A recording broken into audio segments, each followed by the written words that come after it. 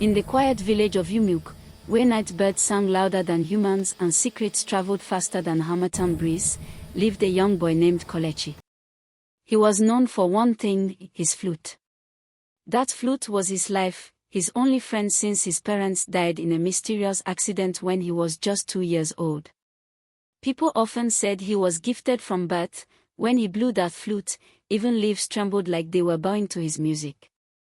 But there was one rule in Umuokwe that every elder repeated until their voices cracked: never play a flute near the spirit grove after sunset. It wasn't a warning, it was a law carved by fear and history.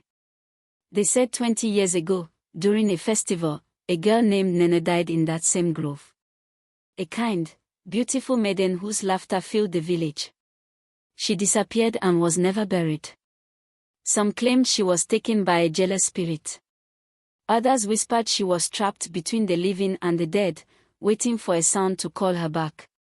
But Kelechi, curious and stubborn, didn't believe old tales. He only believed in music.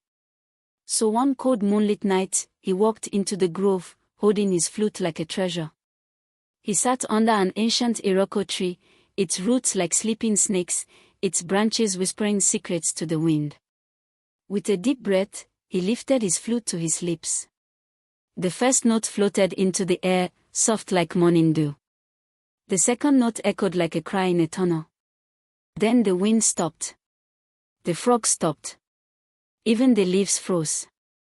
The air became heavy, cold, and thick like a chilled cloth pressing on his skin. And from deep beneath that tree, something old awakened. A soft weeping sound rose from the earth like a trapped soul begging to breathe. Kelechi's heart hammered, but instead of running, he kept playing.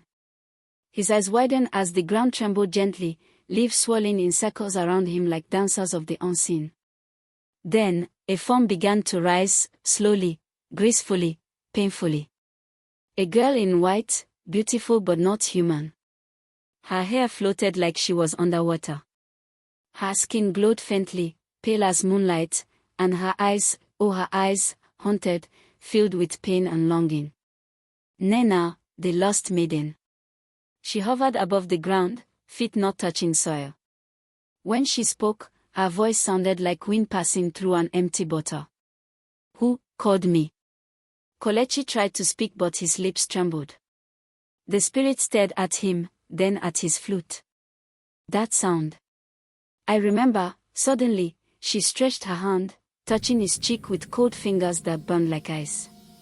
She smiled, sad, lonely, grateful and hungry at the same time. You freed me, after 20 years, her voice trembled with emotions no living being could understand. The trees groaned, bending as if bowing to a queen returning to her throne. Then she whispered a truth that turned Kelechi's blood to ice: they buried me alive. I was not dead. They were afraid of what I carried, and now I am awake. Before he could move, she floated back, her body shaking with dark energy. A scream, sharp, piercing, ripped through the night. Birds scattered. Dogs howled in fear. The ground split a little under the ancient tree. In the village, old women woke from sleep clutching their chests. The chief priest staggered out, whispering, "A spirit has returned." And Kelechi. He stood frozen, knowing the music he loved had just unleashed something the living world had forgotten to fear. Nnenna's form shimmered like candlelight in storm wind. She turned slowly, her expression shifting from sorrow to fury.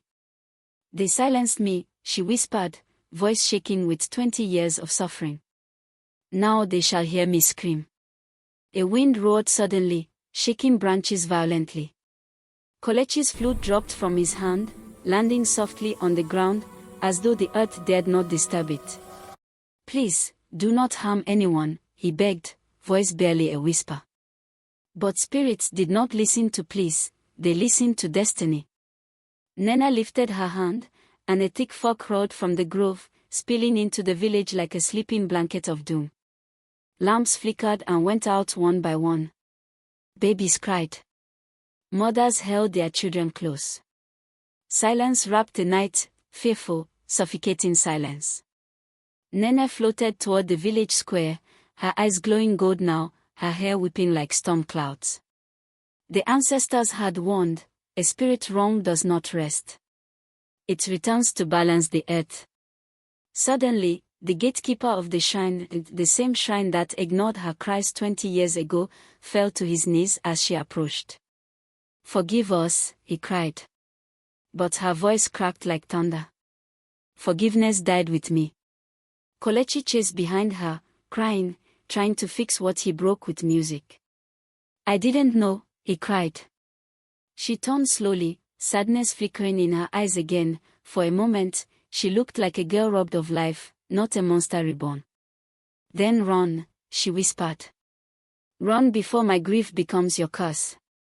And before Kelechi could think, she vanished into mist, leaving him in a dark village where the dead spirit of a maiden was walking again, hunting those who buried her alive, and the flute that woke her hummed on its own, as though music itself feared silence tonight.